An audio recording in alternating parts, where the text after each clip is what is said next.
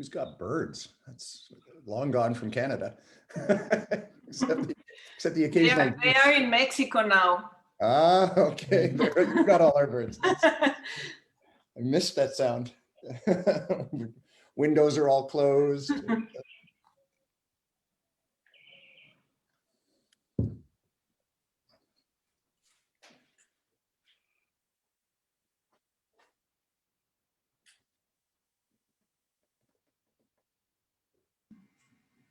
You can start. Okay. All right. Welcome, UWC Diligent community. Thank you for joining us for today's session, which is about career choice. Today, we're joined by 3 of our UWC Diligent parents. We have Elias's mom, Nana Scow, who works with the UN World Food Program as a deputy country director. We have Thomas's dad, James Baxter, who worked as a journalist and is currently working with the Assembly of First Nations as a special advisor. And we're also joined by Emilio's mom, Ana Paulina Gutierrez, who works as a graphic designer and a teacher. Today, they'll be talking with us about their career paths, how they kind of got onto the careers that they're currently pursuing, and sharing some highlights about their careers. They'll also give some advice. So first, I'll have each of them speak for about 5 to 7 minutes, and then there'll be a Q&A session. So please get your questions ready for each of our 3 panelists. So the first thing that I will do is we will start with Nana Scow. I'll quickly read her bio, and then we'll kind of pass things on over to her. So for the past 11 years, Nana has been working for the UN World Food Program, supporting access to food and nutrition security for populations in need around the world. Before joining the UN, Nana worked for the European Commission Civil Protection Office and Humanitarian Aid Operations, ECHO, for almost 4 years, focusing on food assistance coordination and humanitarian aid. In total, Nana has been working with international relations, humanitarian and development assistance for almost 20 years. All right, I pass it on over to you, Nana. Thanks for joining us. Thank you very much, and I'm very excited to be here today. I actually thought I would do a little presentation, so I hope you can see that on my screen now. For me, it was really hard to choose a path, and I'm quite sure that you will understand that when you see all the weird things that I had to do. But I wanted to say a little bit on my first kind of elements around what motivated me when I was trying to figure out what to study, and then of course also what type of job I should be having. So of course it's much easier for me to put these things down now because as I like to quote Shakespeare, in youth we learn, in age we understand. And looking back, I really understood that some of the elements that were driving me forward was an extreme appetite to learn, and that I really wanted to see the world, and I really wanted to learn about new cultures. And I was also very excited about what we would call behind the scene politics. I think I might have seen a little bit too many spy novels and trying to think, oh, wow, something, maybe I could be a new James Bond, a female version, obviously. Then I really liked things around problem solving. And a thing that I've always done my whole life was to help people. And then finally, and you may all laugh a lot, I was really kind of dreaming about winning the Nobel Prize. And I'm a little bit ashamed of saying it, but it was something in my mindset already as a child, and that would be a very cool thing to do. Now, to be honest, I come from a family where we had to start working at a very early age. So by the time I was 11, I was already out clearing snow for old ladies and going shopping and being a dog walker. Why am I talking about all these really funny jobs, and I put them up on the screen here today, is that all these different experiences, being an extra in a short film, or being a secretary or a cleaning lady for big cooperatives, or even a postal officer person. I learned a lot of things by doing these things, and I was working, doing all my studies, And that's helped me quite a lot also later on. Now, Nana, can I actually stop for you my studies for and one moment? yes, Can you put your presentation in kind of a slideshow mode? yes, Ah, from the current slide. Like this? Is it? no, it's showing in presenter mode. Wait a minute. I'm trying again. Can you see now?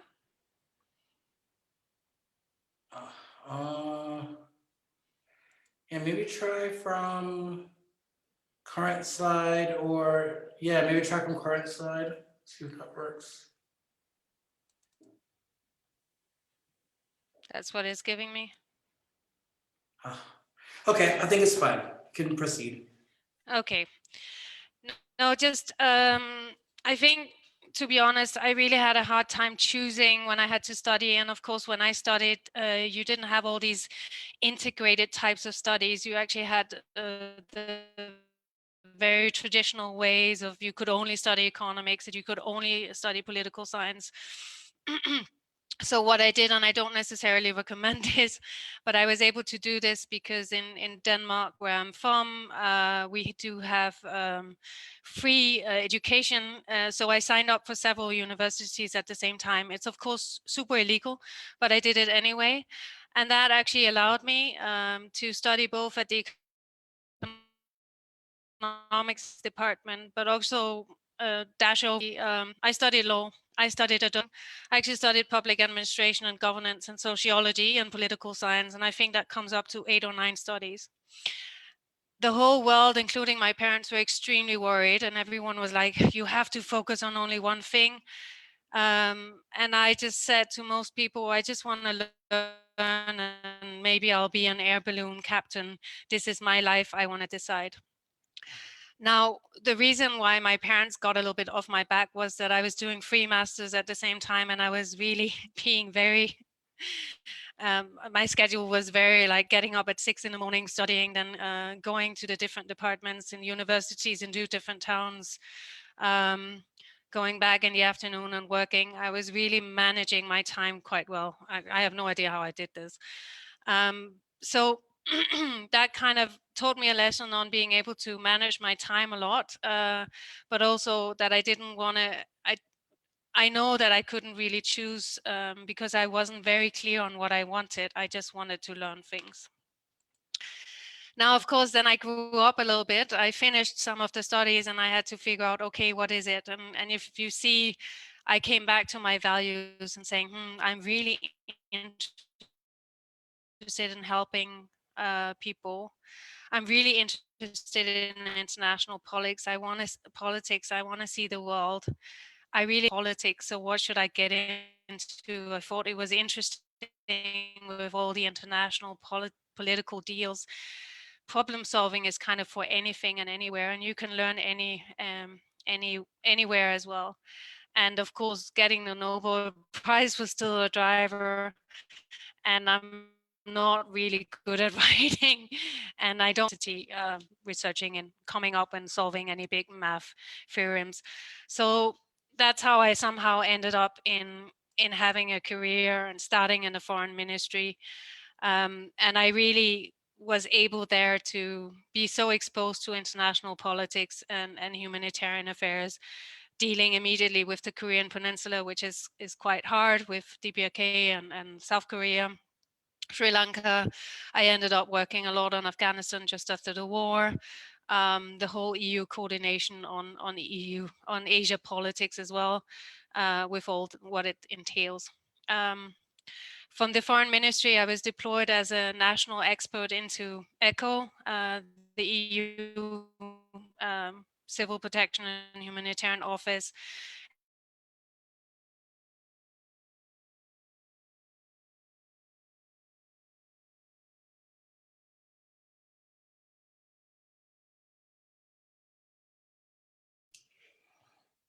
Oh, no.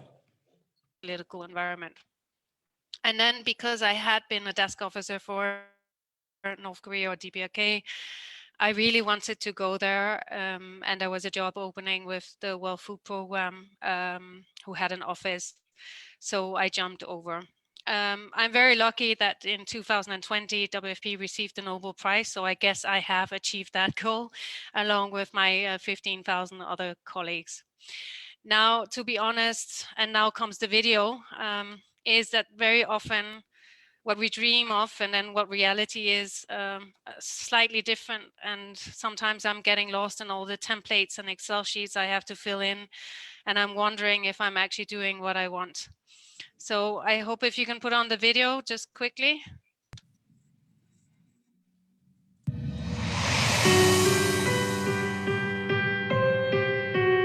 What can you do in 1,000 days? Create a car?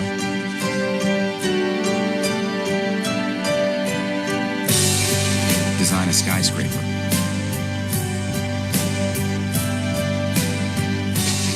Build a bridge? Or change a life?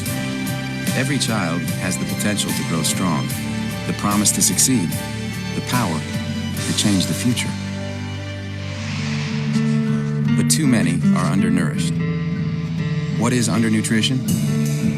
It's when a person lacks access to food, nutrients, clean water, and basic health services, causing suffering and even loss of life. Right now, around the globe, more than 200 million children are suffering from undernutrition, irreversibly stunting their mental and physical development. But a child who receives the right nutrition in the first 1,000 days during a woman's pregnancy until that child is 2 years old is less likely to die or be harmed by disease for the rest of their life. And that child is more likely to stay in school and learn, contribute to a vibrant economy, earn a better salary, so she can grow up to be a teacher, an Olympic athlete, a doctor, an actor even. To conquer this problem, we must all work together to target those critical 1,000 days.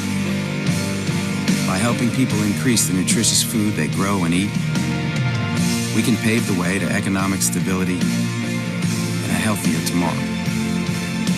To change a life, to change the future, it all begins with the first 1,000 days.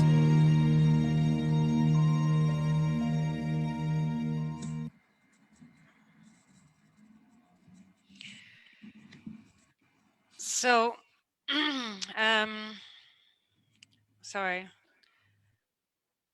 When I'm getting a little bit lost in what I'm doing and I forget these things, I always look at this video to remind myself that this is the reason why I chose the path.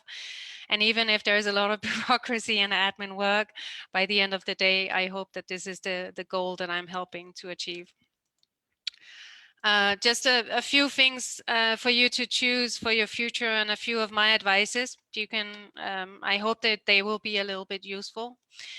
But I really encourage all to try and work as many different jobs and workplaces as possible, because it will help you understand and appreciate what other people do. But you will also get exposed to a lot of dynamics and codes of conducts in a workplace, and they are very different, and it will really help you later in your career.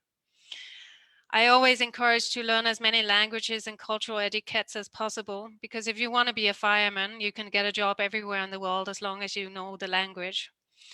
And then, as I did with my own studies, it's not the end of the world if you suddenly feel that you chose wrong, because we're young or you're young, and it's very hard to choose a life path when you're 18 or 19.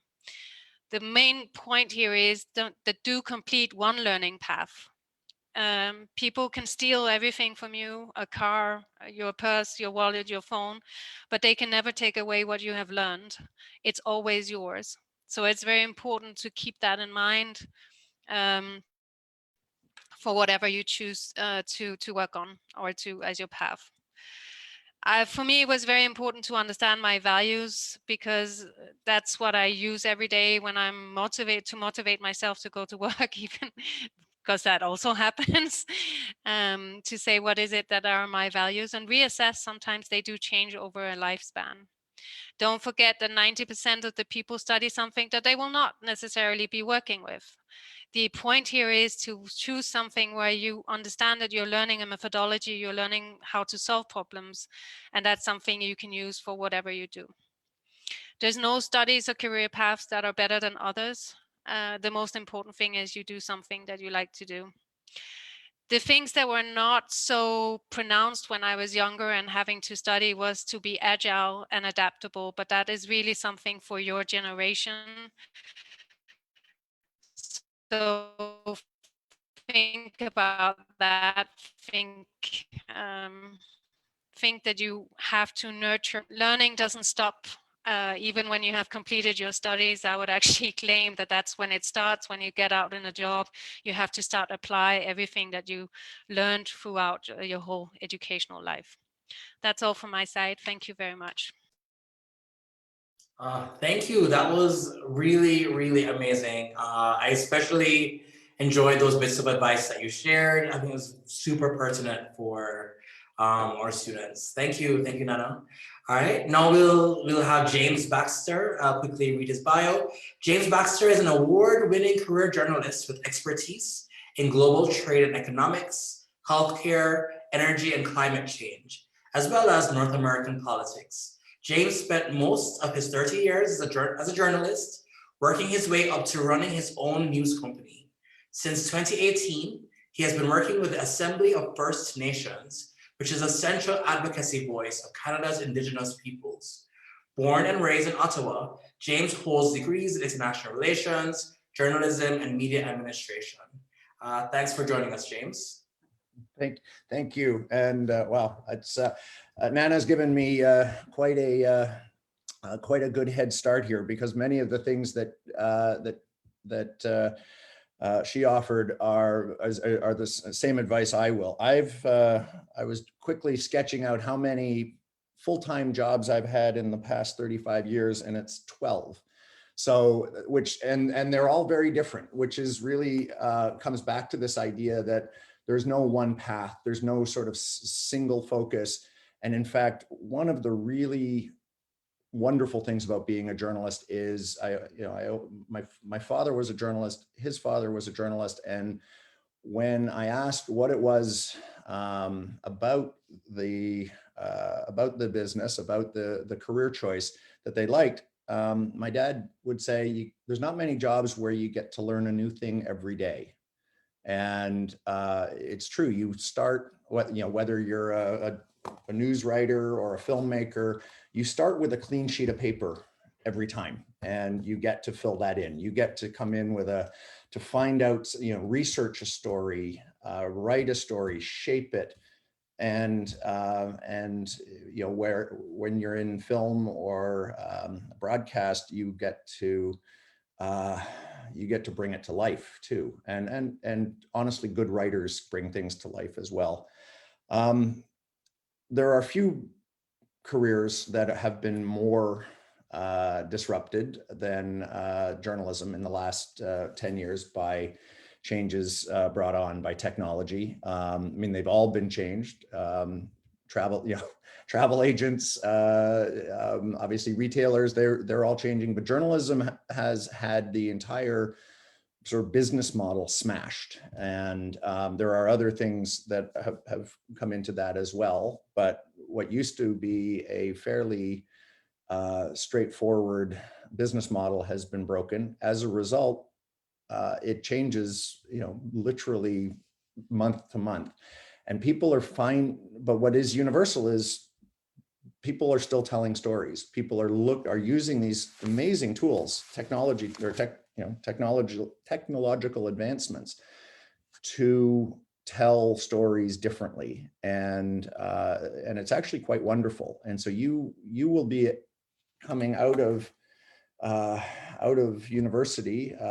Many of you are coming out of UWC at a time when really interesting things are happening in our business all around the world. It's not for the faint of heart. I will say that it's not I was trying to think of what are the traits that make really good journalists. And I've hired a couple of hundred over over my time, and worked with many, and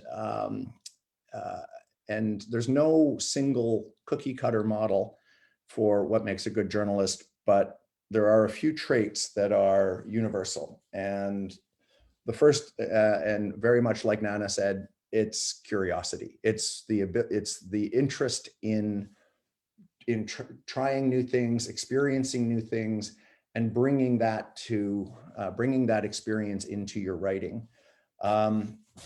I think so I've had multiple, as Harvey listed, I've over 30 years, I've done a lot of things, including I was a sports writer. I covered Major League Baseball and hockey and football. I was a business writer for a number of years, which I look back on fondly, but at the time I hated it. I'll be honest. I couldn't wait to get out of it, but I look back on now and said, wow, that was actually interesting stuff. I was a foreign correspondent in the Andes during there was a border war between Peru and Ecuador back in the 1990s. And I was sent down there, which I was probably woefully unprepared for, and loved it. Again, sort of highlight of one of those highlights of a life in journalism. And I've since been a political writer, and that has led me to a second career. And one of the things I have on my page is journalism is a great first career.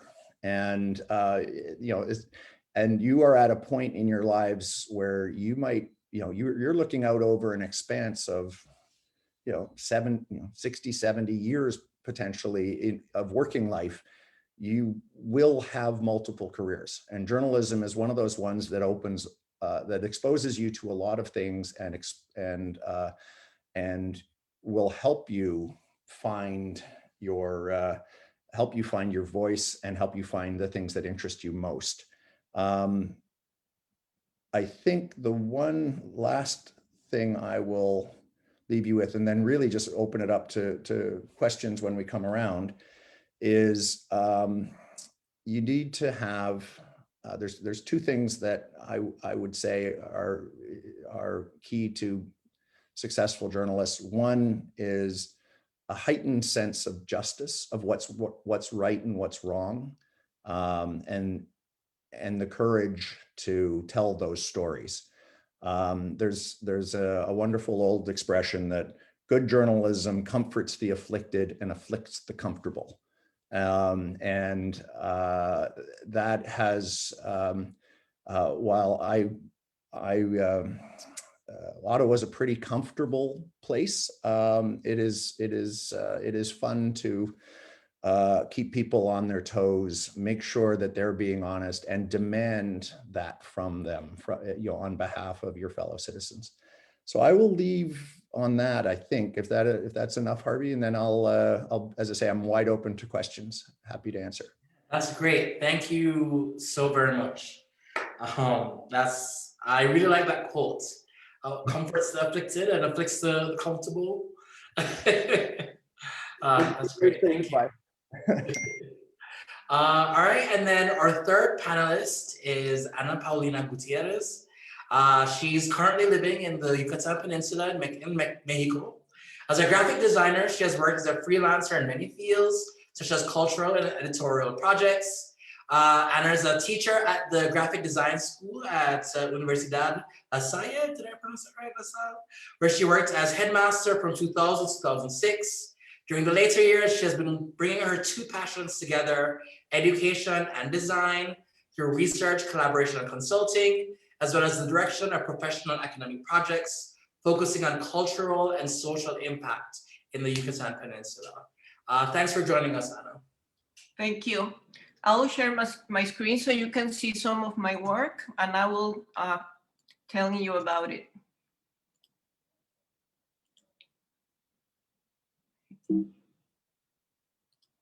Can you see now? Yes? Okay, I'll tell you about my path, which I can say it has been more like a trail because it has been going and to different places, not always places that I'm sure of, but the experience has always bring something to me. So talking about my way of getting where to I am now, I have always been in love with learning and teaching. Since I was a child, I have been collaborating in many ways in the learning experience. So I have this very in myself. When I was younger, then I discovered the design. I have many artists in my family, so I am very I like all those kind of expressions. But I wasn't sure the way because I wanted to be an artist. So I discovered graphic design, and I thought it was perfect because it was an artistic way of doing interesting things that could have a function. So I went to the graphic design school, which I liked very much. But in my school and in general in Mexico, design was very focused on commercial kind of projects. So I got into conflict when I was in the university because I didn't want to do things that were going to go to trash, like packaging or ¿cómo se dice? All these things that make you buy things that you don't want. I was really upset with that kind of approach. So I was questioning all the time, how could I do what I like without getting into that path? I started to try different jobs to really experience what was about and trying to understand which way was the one I was going to take. So I discovered all this part of design that has to be with book designing, editorial designing, and many things that are very useful to community. And after that, I kept on with the teaching as a side activity, just like a hobby, until I moved to the Yucatan again. I live in Cancun. And in Cancun, I started teaching, which was a really great thing for me because I started to practice all these things that I just did because of fun. In my graphic design, as I told you, I have always believed that design should be a way to bring culture and knowledge to community. I try to take projects that bring this service to people. So you can see here, I like I like very much book design. I have been working in editorials where we work in projects that bring art to people for museums or for universities. I also work trying to bring our culture topics to people like this about tequila. So there is a research and we bring all this knowledge to different persons that want to learn about that. And also in Cancun, which is a very young community. We have only 50 years since the first people came to live there. There is a lot of work about trying to help artists and poets and writers and all kinds of talented people to be visible because there is not a big industry. So I am very committed to try to bring all this talent to be seen. I have done many poetry books. We also work with some research about different topics that are very important to our community. And also for fun, I was sometime working with this project that was trying to synthesize some Mexican culture elements so we can bring them in a fun and attractive approach so we can bring them to different kinds of people. So I also, to find this, I always try to experienced different work, not always in design. Sometimes I did some other things which give me all this aperture to understand, as my other partner said, ways to see how you can build your own way of doing your work. In education, and I bring education and design together through collaboration, focusing in social impact projects. This is a recent approach, not in my life, but yes, in my teaching path. I am really putting much attention in the way we approach projects and try to take my students to get out of the comfort zone and try to do something. So it has been very interesting, because creativity can do a lot of things for people and for our community. And here there are some examples of that. In this column, you can see a group of Mayan people, which are great cooks, and they couldn't find a way to bring an economy to this community, which is kind of far away from the cities, before in the way that they couldn't have to go to the city. So we did all this research that could find some opportunities for them, so they could manage their own community to bring tourists and do what they do every day in a way that people can come and visit and learn about Mayan. So we, through graphic design thinking, made this project that could bring them some branding and some managing resources, so they could be independent and not be part of this system that don't pay them what is worth they effort, and also they don't have to go to the cities to work. So it was very, very nice. We work in collaboration with other disciplines. I have another partner that is chef, so she gave all this assignment to them so they can learn how to put all this knowledge in a way that could be very, very attractive to people that come and visit. And they do cooking lessons and handcrafts and all the things that they do every day. Now we could work, so through design they can do this service and have a nice life in their own community. We also work with some different projects that are in collaboration with associations of civil groups of people that work through different problems that we have in our society, as all sexual education and all this women empowerment movement that is very strong in Mexico.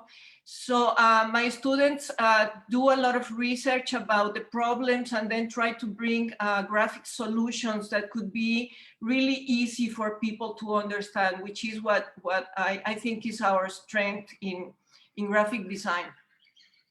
And besides designs, I also like to do a lot of collaboration with other professional people that is in the same path and trying to do things. As I said, my community is very young and need a lot of work so we can get to the place we want. And it was nice because Cancun got to have the first 50 years last April.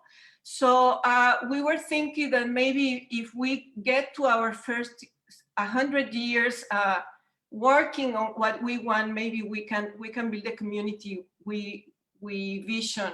So we made for the anniversary this forum with change makers that are very young, so all the students could be aware of what is going on and aware of what we need, and be able to feel that they can do something and start to organize different projects that we will work through different disciplines. And as a counselor, with all this work that I have done, I have also being a counselor or a consultant for different enterprises. In this one, I was asked to help the Visit Mexico office to organize educational platforms, so all the tourists,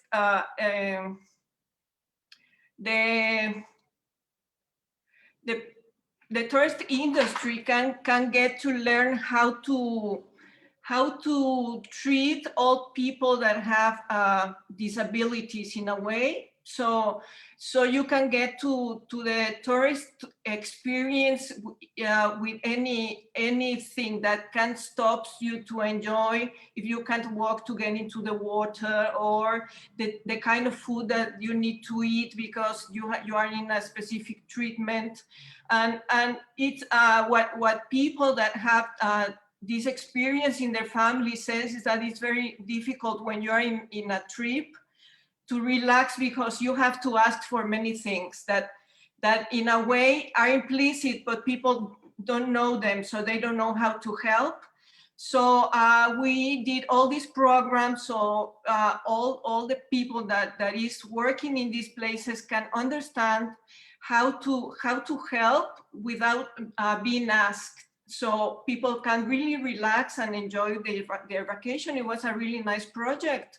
And in there we design, and also design in a way that is the strategic and also the products. So it was a very rich project which is now working. So as my all you said, it's not a way of doing things. So I think what you have to do, or what I think gets you to the place you want, or gets you really satisfied in a way with your career, is always do what makes you feel very excited to wake up in the morning. That you keep on learning, that you keep talking to people, because you always learn that sometimes you can think about what they need, but if you get close to people, you can really get to understand what is happening, and that will make easy for everybody to work together to find solutions. So I think the career is not one self, it's many selves getting together and trying to do things. I always think that we never stop learning. I am a very passionate learning. I keep on learning things all the time, and you shouldn't be doubtful about trying things. No matter if they are close to what you're doing or not. You will find a way to stick them into your practice, I think. And just as an advice, sometimes I feel like there are moments in our lives that we can get stuck, or we can doubt. And the way to get out of there is just follow what you really feel you want to do, even though the circumstances don't tell you that. Because deep inside us, we know what we need, and we know what the world needs from us. And if we are able to listen to that, we get through. Thank you. Thank you. That was really, really great. Thank you so much. So now we'll go to the Q&A section of our session. One question that we have here is for Nana. How did you go from doing 3 masters to working for the Ministry of Foreign Affairs? So how did you make that jump from kind of education into the professional world? Good question. Actually, when I was studying, I ended in Brussels interning for the European Commission DG budgets. And now this is the funny part, because when I was crunching numbers, trying to figure out how much was it costing to expand the EU at that time. When I came back, I was applying for an intern position also in the Ministry of Foreign Affairs. And actually in the Asia department, people were so scared of anything related to budgets that they saw that I had been working on budgets before and thought, she knows the drill. She's not, she knows how to run numbers. So it's all a little bit by coincidence that I actually got recruited then into that department, and I was just an intern. But I was lucky that one of the normal desk officers had to go on maternity leave. And because I was so good at crunching numbers and organizing the office and being very proactive and everything else, I somehow ended up taking up a full-time position. Then finally, when the bigger recruitments came for the Foreign Office, I was embedded in that. And so the path was a little bit odd in that sense. And I think that's you open opportunities all the time.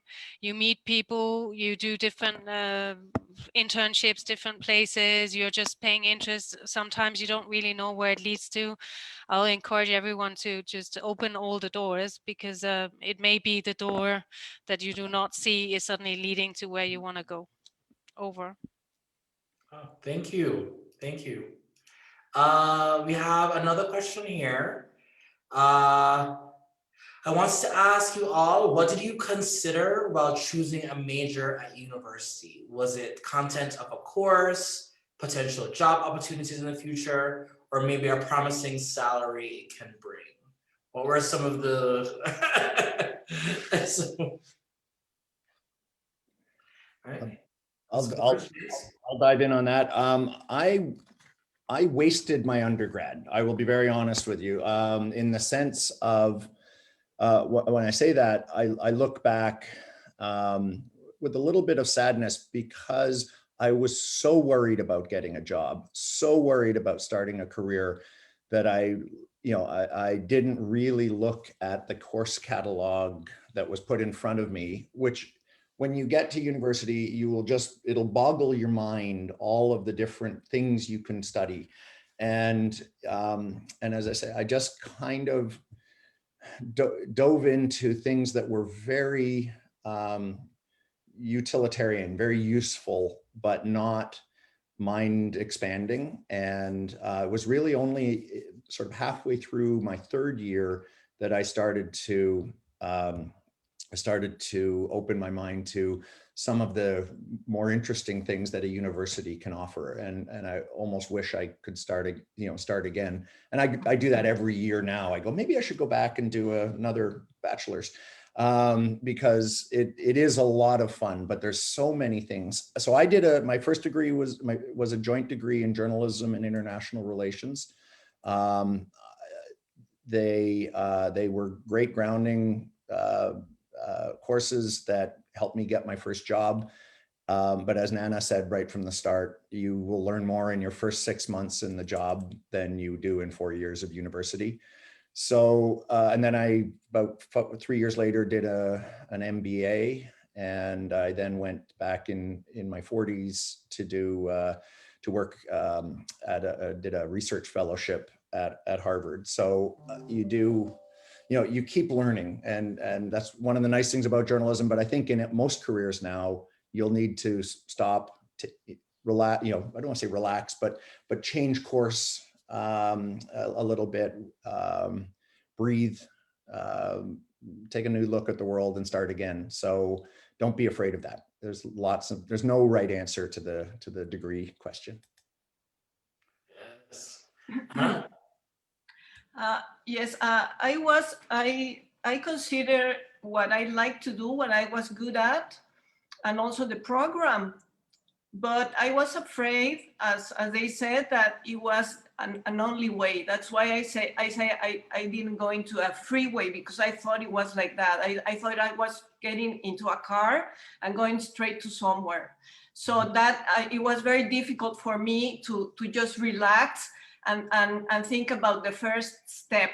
So think about it as your first step, and then you can take a perspective that brings you many opportunities of learning. It's not the only one, it's the first.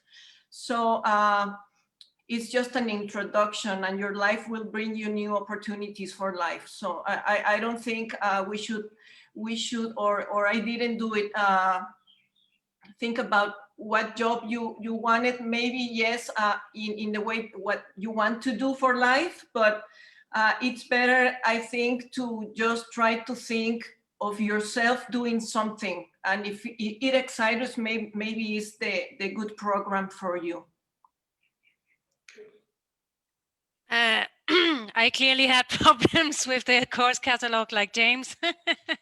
I couldn't really choose, but I did choose, I started actually with economics because I thought I would be sitting and constructing national economics and understanding the whole market systems and revolutionarying the world. And there I was finding myself in 20 hours a week math classes and statistics and microeconomics of all, where they're all kind of just claiming that everyone is a rational consumer, which we all know is fake. So actually, that's why I ended up thinking, okay, I should maybe have studied the course catalog a little bit better and really understood what it was that I wanted to study and what the reality of the studies was. I know that many universities have a little bit of like open doors where you are able to go in and listen to some lectures. So if you have any doubts, go in and join some of these classes online or just go in there and listen in. If you think, okay, I'm going to study astrophysics, try and figure out what is it actually that is being taught before you start choosing. It's actually, we're lucky, we're in COVID situations now. There's lots of virtual classrooms, and that may be informing you better, your choices better. I mean, I enjoyed my learning journey, but I also know that maybe 9 different studies was a little bit over the top. So yeah, read the course catalog and maybe test out some of the classes over. Thank you. All right, we have another question here from Elizabeth. What role, this is for each of you, what role do you usually hold when working together in a team? And how would you kind of describe yourself in a team dynamic? I think that's a great question. All right, who wants to tackle that first? James? Sure. I think it varies. I have been part of large investigations and been the junior reporter on those, even though I was a reasonably senior reporter. It just depended on the subject matter and what I could bring to the group. I've also been, the editor-in-chief of a news operation, and so I think you really have to take each situation and say, well, what do I bring to the moment? And I think that's true in any career. If you look at, if you're a football fan, a soccer fan, your club team, you might be a star, but if you make the Olympic team or the World Cup team, you might be on the bench and contributing, just where you can. So I think you should always look at a team, look at the people around, and say, well, how can I best complement the person to my left and to my right? And I think that's a formula for success. Anyone else want to jump in on that? I'm just copy pasting into the chat a free personality test called 16 Personalities. It's very useful if you want to know who you are. I have very often taken a role as a leader, but I'm also a completer. So I do work a lot in teams and with teams just to make sure that we get things through. But if you're interested in those things, I really recommend this test that I'm sending off now. I also get myself in different team works, and I do what fits for the team, depending on the problem.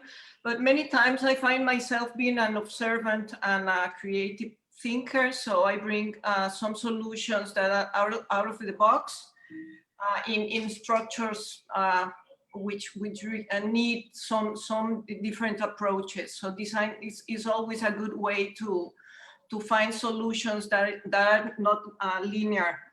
And as a teacher, I think I am more like a mentor, because I like my students to do their own work and to bring their own solutions. So I try just to look what they are doing and highlight what the talents are and let them do the work. And I think has worked very well. And I think I am good also to bring people together. I am a very good talent detector, so I like to manage teamworks that work fine, just like by observing and going with them in the process. Oh, thank you. That was great. I like that, being a talent detector. I think that's such a key part of leadership as well. We have another question here from Ankit. What if you're confused between, I guess, among all the many interests, exciting things you want to do and learn about? Is there some way of is there any advice you can give in kind of sorting through all those many things?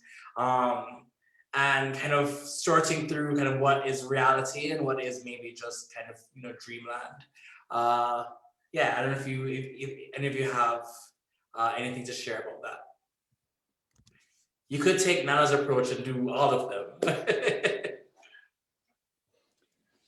I think James, with his 12 jobs as well, has been taking a little bit the same approach, just not so pronounced, but still, I'm not alone here. I think one of the things, the reason I've moved so frequently in journalism is you'll find, one of the things you will find is if you're good at your job, and this is not me claiming to have been particularly good at it, but if you're good at your job, the people above you, the bosses, will want to keep you there.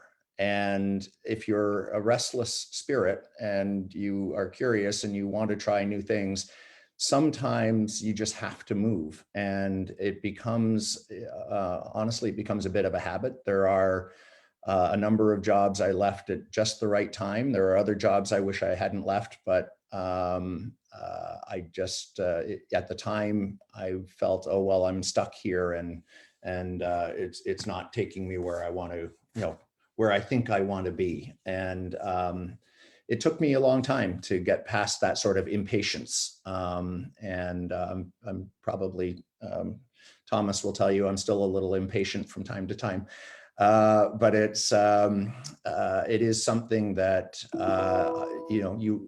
you will wrestle with in a career, because you hit a point where you go, have I learned everything I can in this role? And do I need to go somewhere else to take the next step? As I say, I was probably a little quick sometimes, but it will come up in a career, and you can't be afraid of it either. May I add? I actually think that it's extremely important that you keep the notion of you being special and having your special talents and interests. Because whatever you do in your spare time, you also bring to the job. Even if you're a cashier in the supermarket or the cleaning lady, somehow if you're a super creative spirit, you will be leaving flowers behind on all the desks when you've been cleaning. You end up bringing so many of your aspects of the person that you are into the jobs. So I wouldn't worry too much of having too many interests or having things you want to learn about, because somehow things very often come together. As I said before, this thing about opening doors, and I think my fellow panelists see the same, because you open doors and you end up having new opportunities. You end up working with one community somewhere in Mexico and you get another opportunity, and another ability to work on something else. And that always happens. And then sometimes the hard choice is to say, is it now that I'm going to leave this opportunity behind? Should I say yes or no? Or should I go somewhere else? We tend to think that the pathways are a little bit straight on our careers, but I think we're all three of us are very good examples that nothing is straight, not even if you're studying one thing over. Thank you. You guys are sharing such amazing gems. We have another question here. Can I just jump in one more thing, Harvey? Just Nana raises such an important point, and I'm just coming to grips with it. When I was in high school, I sang, I did theater, I did debating. I had lots of different interests. And by the time I hit university, I was focused entirely on playing football and getting a job. And I lost, and then I didn't go back to theater. I didn't go back to singing until just a few years ago. And I would encourage you, if you have interests that are, not professional interests, are not immediately aligned with your job, keep them going. Never lose your voice. Never lose your, the joy of singing, the joy of performing with other people. Debating societies, whatever you can be part of, because they do help you and they make you a better person all around. And it took me to get to 50 years old before I realized what I had lost in being so sort of trying to being directed. So. Thank you. We have another question here. So Nana mentioned that 6 months of working experience will bring more skills than 4 years of college. I think James mentioned that as well. Referring to this point, so serious question, referring to this point, what then is the purpose and value of a college education? I'm going to jump in immediately and say that it was James saying the thing about the 6 months, Yes, but okay. yes. You learn a methodology, you learn how to understand and see the world and problems. This is what university education gives you. And your ability to use that when you go out and solve problems. And it can be any type of problems or any type of things that you encounter. So you have these type of methodologies, or you have a toolbox. Let's say you have a box with a lot of tools. And when you come out in a workplace, sometimes you need to use the screwdriver, I'm sorry. Sometimes you need to use the hammer. Not always both at the same time. And in some workplaces, some tools more than others. And this is all that you get from university education, or educations in general. It can be whatever you want.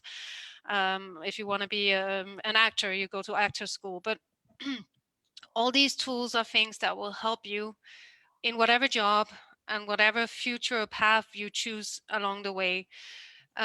So this is what you get, in my opinion. I don't know what my fellow panelists are saying, but you get a toolbox.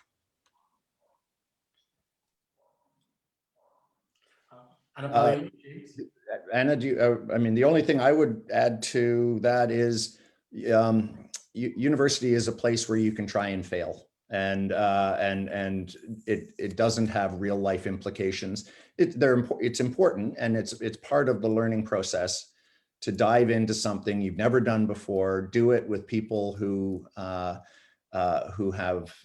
taught the process, taught the thinking strategies for a number of years, and then you take them with you. But if you've never done them, so that's 6 months.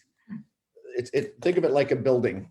That's 6. What I'm talking about is you can learn a lot in 6 months, or more in 6 months than in 4 years in journalism school, except you need that foundation that you need. It's like a building. You need to have that time for the foundation to be built, for the cement to set, and for you to be a more sort of thoughtful, mature, rounded person. And that only comes with having tried and sometimes had great success, sometimes had massive failures. And think back to some essays you've written in the last 2 years, and you at the time you thought, oh, that's the best thing I've ever written. And you read it now and you go, oh man, I can't believe I turned that in. And that's the nature of university as well. You will look back on your first and second year papers by the time you get to fourth year and go, wow, okay, I've come a long way. And that keeps going through your career as well. Anna Paulina, anything to add? Yes, university is like a life lab. You can experience many things in the personal way and also in the learning process. So I think it's important for all the things that already have said. but also because it's a stage of life when you can be an adult but just rehearsing. It's just the structure of life that you have in the university lets you do many things that later in life will be more difficult, and you can also not do it so well because you're learning. So I think it's a good place to be, because you have many people that will be with you, teaching you and letting you grow in a different way that if you just learned through work, because in work you have the responsibility, little or big, but it's yours. And when you go to school, you get a lot of people around and a structure that would let you do things in a safe way, but also with many tools, as they said. No, so think it as a lab where you can let you go and experience all your potentials. So when you get through that, you'll be a very rich person that can bring more to what you do. Thank you.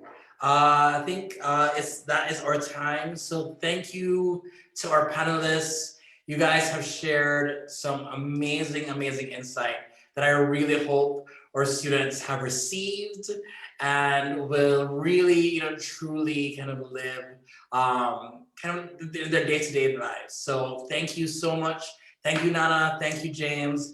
Thank you, Ana Paulina. We really appreciate your time. And to everyone watching, thank you for joining us. And I hope you enjoy the rest of your evening. Harvey, if anyone wants to have my email, please, you're free to pass along my email, and I'm happy to chat with anybody offline. Okay, great. Thank you. Sure, same for me, of course.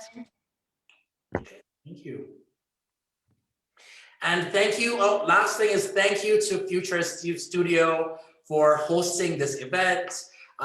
We really appreciate this. So I hope you all have a good evening or a good day to James in Ottawa.